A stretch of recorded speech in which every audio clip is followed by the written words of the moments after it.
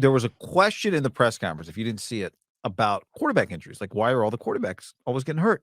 And John Lynch answered the question. And I don't remember if it was the same reporter.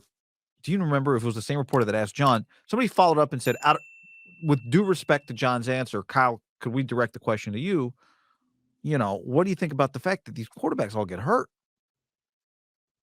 And Kyle was extremely dismissive. He just listed every injury and was like, they got hurt playing quarterback. I don't know what to tell you. Basically. Did I summarize that? Yeah. He wanted no part of the question. And he thought it was an illegitimate question by the way he answered it. What I don't, and just like after the game when asked about the specific play, because I would say we're not even really talking about the other three guys. God love him. Respect the hell out of his desire to never tap out. No one cares about Josh Johnson. They just don't. The Trey thing, I think we all agree. The internet argued, freak deal. Jimmy, definitely a freak deal. Brock Purdy was not. Brock Purdy was a specific. I don't think Trey Lance was a freak deal. You mean, did they ran him too much? Yeah. Yeah, but he's a running quarterback, right? Running quarterbacks, like. It's not a freak deal. Well, yeah, I mean, you draft or sign a running quarterback, like he might get hurt running. Yeah. That's. Especially when he looks uncomfortable as a runner. For sure, but he can't throw, so. Understood. But he definitely didn't give in when that, and I supported him on that because I'm on the side of Kyle on that one. The Brock Purdy thing, though, in these press conferences, I get where Kyle is thinking that like it wasn't. Honestly, I didn't even recognize the voice. It wasn't Mike Silver. Somebody said it was Jason Cole. Okay, there was someone in the chat just said. Okay. That makes sense. I didn't recognize his voice, but asking him the question that it's not Kyle, like I don't need to answer it to you. You are speaking to, I don't know, a top 5 fan base in the league in terms of size, in terms of importance, in terms of people that really like you because you're clearly pretty good and you've been the best thing that's happened to this franchise in a long time. You brought a lot of joy with a lot of wins and a lot of big games.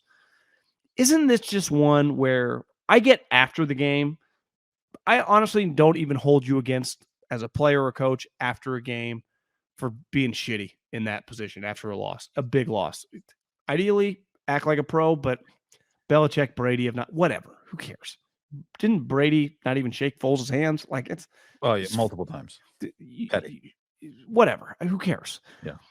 3-4 days after, you can't go, listen, if I had that to do over, I wish I would have had another play call. Obviously, I can't. It's done. But yeah, do I regret putting our backup tight end in that position? Of course. Did I think it would work during the week? I did. Right away, I knew we were in trouble. It was a bad play call. I'm human. No, you don't have to say that. Like I'm a play caller. I make good ones. I make bad ones. It's part of the job. That one had devastating ramifications. What is that like? Are you still that fucking bitter 4 days later? Again, I like the guy. I think he's clearly one of the best coaches in the league. How could he not come to that? It's like Lynch is like, he's edgy, guys. He needs sleep. Yeah, because he can't just say that I fucked up. Every human fucks up. Players fuck up. Coaches fuck up. Lynch fucks up. You and I fuck up. Everyone listening messes up. Like, it's life. It's life. And he's incapable of doing it. And he never does, guy. When it comes specifically to offense and offensive play calls, I think it's like a bugaboo that he can't justify it. Like, I refuse to give the media. You're not talking to the media guy or Kyle. You're talking to one of the powerhouse millions upon millions of people that just want to hear you say, like, it's a pretty obvious one. I regret doing that. Or even at minimum, even less than that, but still far more than he did, explain why you don't think it's a mistake. Just say, look, it's my belief that there's only one way to run this offense, and you've got to run all of it, whether it's Hassan Reddick or the worst pass rusher in the league over there. We've got to run these plays, and we got to be better about it, blah, blah, blah. But, I would do the play over. Even if we all disagree with that and think that's a bad answer, at least it's some insight into what he thinks. Does he think it's a mistake or does he not think it's a mistake? We could disagree and say, Kyle, I don't know offense as well as you, but having Hassan Reddick one-on-one with Tyler Kroft, there's just no scenario in which that's a good idea, especially early in a game. when you're relying on, well, because I would love to know, what does he really think? Even if what he really thinks is it's not a bad play, then what happened? Was Brock supposed to step up in the pocket? Do you blame Brock?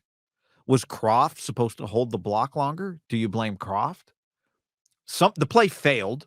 The quarterback got hit. Did and the quarterback got hurt. he think Reddick, like when they do it in practice or on film, bites down the line of scrimmage, right, on a play fake? Well, I think he thought Reddick was going to bite on Debo coming around. Say that. Say, I thought Reddick was going to bite on Debo, and Reddick made a great play. But somewhere along the way, the play failed. Now, here's the thing. You don't want to say, maybe you don't want to blame the player. But you have to at least explain what why you think. Because my question would be, Kyle, would you run that play again? Yes. Okay, tell me why. Why would you run that play again?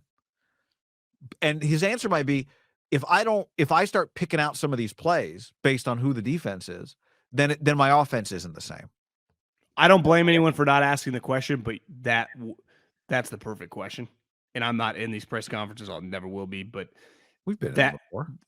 I know, but I won't be again. Like that, and I'm not going to say like people screwed up by not asking the question, but that would have been a way to basically force to get an answer out of him. Would you run that play again? Yeah, I don't know what he'd say. What do you think he'd say? Because the injury thing, it's when he asked, he was not going to bite. It's clear. Well, I think it's fair to be like, and this was John Lynch's answer. Yeah, I mean, because how could you possibly find a pattern between all of them? Unless you're saying, like, we studied it, all the quarterback injuries happen with pressure off the right side, and we got to shore up the right side. But I think every single person asking these questions, yeah, the media, the fans that are like, what, are not going, all 7 are the same injuries. It's how is it humanly possible now in 2 years you got quarterbacks injured last year, and then this year they're all dropping like flies. John, 6 years. He's had a quarterback last the whole season once. How's it possible? Like, there is, of course, it's football. Freaky things happen all the time. But, Kyle, your quarterbacks get injured at a clip. And it's, okay, Jimmy, he's injury prone. Remove him. Purdy's never had an injury. And he got put in a compromising position. Because even Lynch was like, well, his arm got ripped. Well, no shit. Yeah. I mean, I think at minimum, what I would expect, and Lynch acknowledged this, Kyle did not want to acknowledge it, which is, and Kyle basically want to say, fuck you guys. Yeah. But I think the real answer, because I don't know. I like having that attitude every once in a while, but Jesus. I don't think, do you think Kyle's doing something wrong that's causing all of his quarterbacks to get hurt?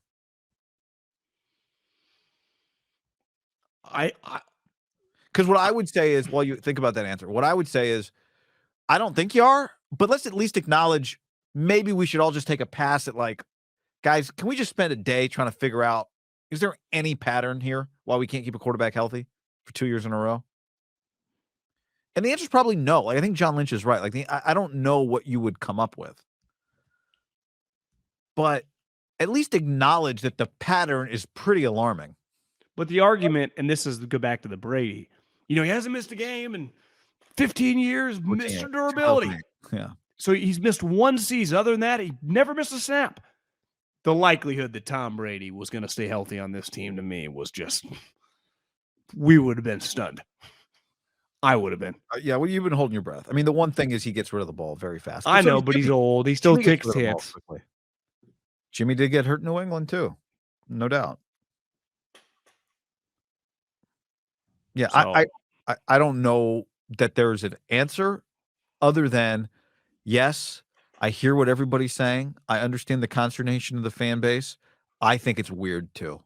And I wish I had the answer for it. That would have been fine. I hope we can get through a season without a quarterback injury. We got to protect better. We got to look at what we're doing.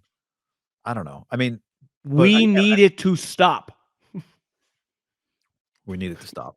We don't really need to, because we got to the NFC Championship game with our third-string quarterback this year. We just need like one injury or we'd be fine. But it turns out he was the best one, right? Yeah.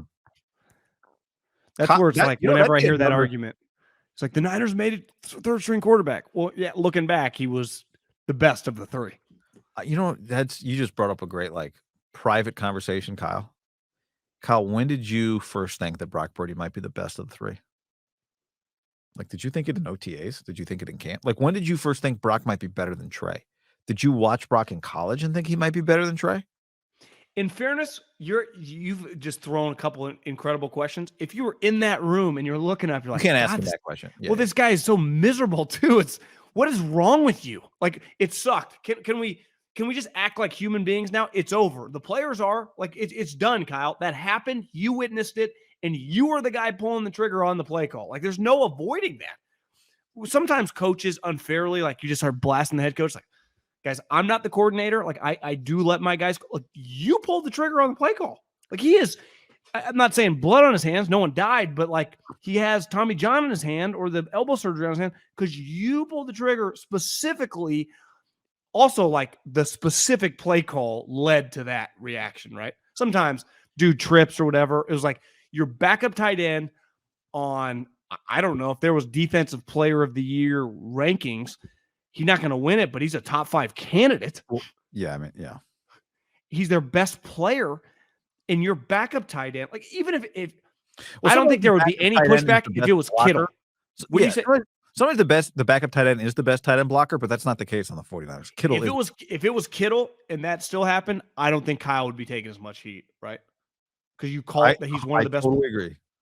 But it's Croft. Yeah. What about this question, Kyle? What gave you the confidence that your backup tight end, who no one's going to get confused for Rob Gronkowski at the point of attack, could protect your quarterback in that situation? Yeah. But no matter what he would have been. It's like, Jesus. Well, here's another version of this. I'm cool with being pissed off. Everyone was that witnessed that's not an Eagle fan. He's not over it. But sometimes I'm okay with not being over it too. But you're part of the cause. So are you just really bitter that, like, do you bear responsibility deep down? Yeah, I mean, he might be mad at himself. He might be just mad still at the whole thing.